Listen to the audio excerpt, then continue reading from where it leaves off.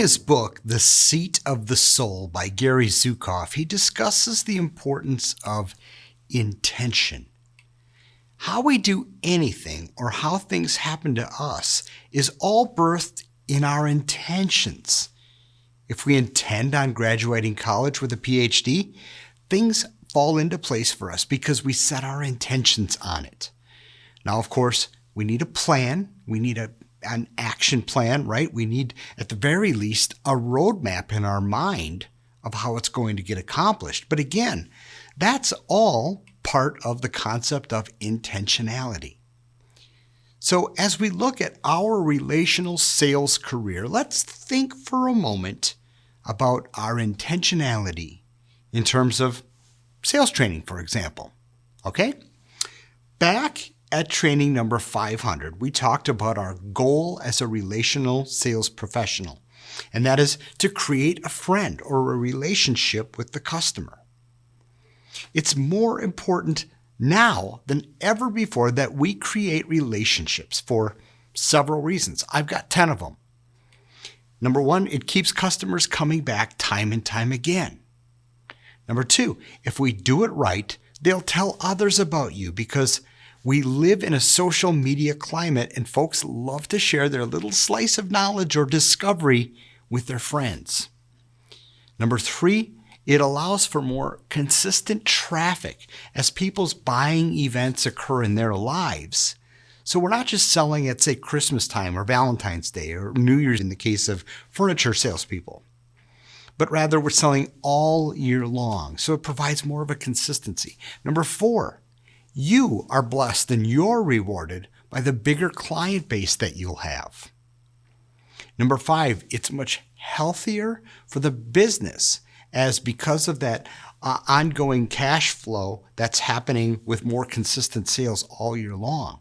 So it's better for the business for cash flow for operations.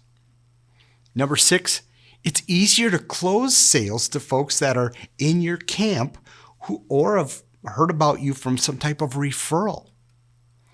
Number seven, it makes planning our promotions and business operations so much easier because now we're planning and promoting to a community of people that are at least familiar with us rather than having to come up with all kinds of alluring gimmicks to get people in.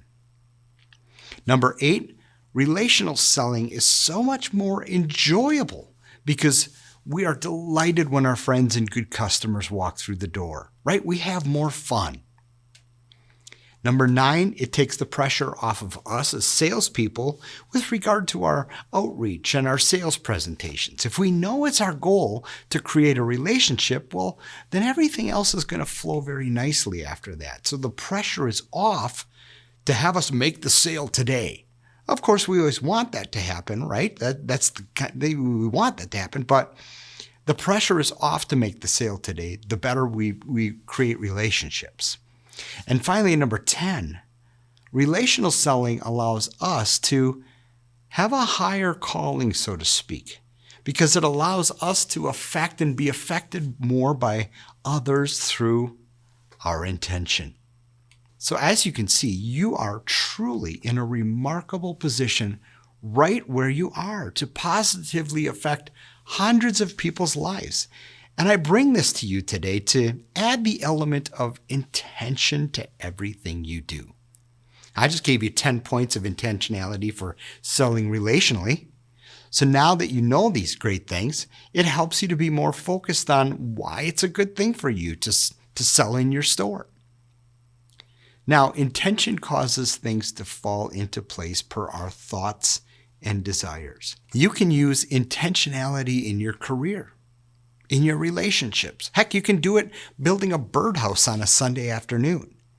And we do this not by going around for every action we say and say, my intention is to fill my car with gas. We do it by taking pause and thinking about the outcome that you desire for moments that are important to you, and then stating out loud or to yourself or reviewing in your mind, my intention for my career is to positively impact every person I come across every day. My intention for my marriage is for my wife and I to enjoy our lives together. My intention for my children is to give them every opportunity I can to succeed. My buddy down in Georgia, Doug Meadows, he always asks me whenever I have some big idea, he asks me, "What are you out to cause, Jimmy?" This is a great way of thinking about what I'm about to do. It gets you thinking higher. It gets you thinking more inclusive, more selfless. That little pause to just contemplate your intentions makes you realize the big why of your intentions. All right, now, I understand I'm getting a little heady here, but let's take these two examples. I want to lose weight so I can feel better in my clothes and I don't have to buy a new wardrobe. Okay, that's a pretty good reason. But is it a big enough reason or a good enough reason for me to change my eating habits, to go gluten-free, to allow, get rid of, eat less calories, right? For me to change my steps, to get 1,000 more steps in a day. Is it going to allow for that? Or will simply a looser fitting pair of pants or a looser t-shirt just kind of help that go away and make me forget that a little bit? That's going to take some discipline. And without a bigger why or intention, I'll probably fail. So for me, I have to set my intentions out further, be more inclusive of others, my loved ones, thinking bigger. So that might look something more like this.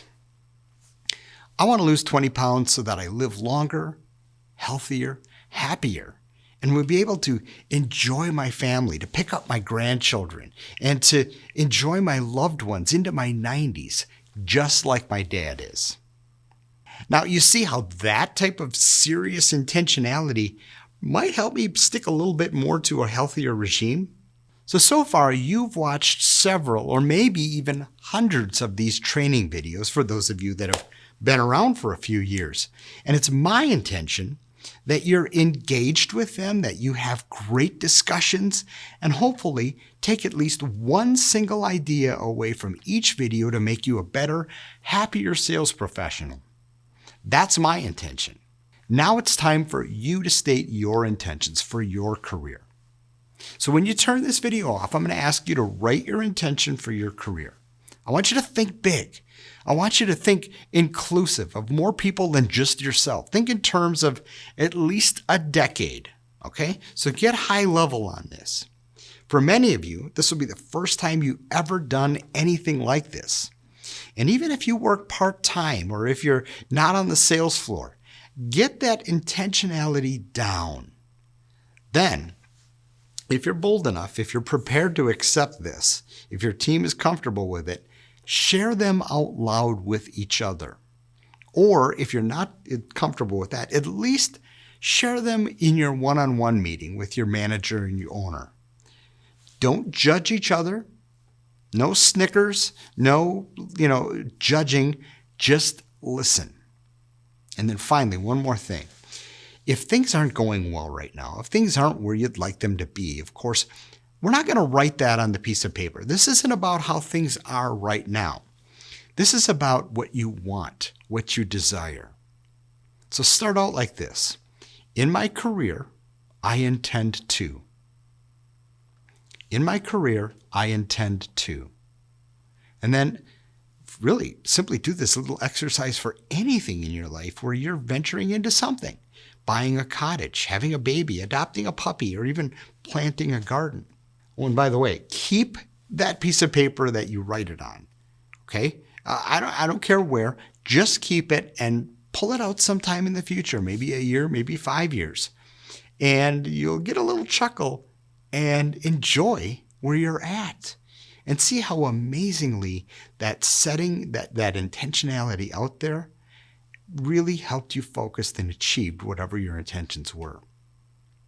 So take a moment, pause, give a good, honest intentionality to moments in your life, and you'll be amazed at how happy and how fulfilled you can be.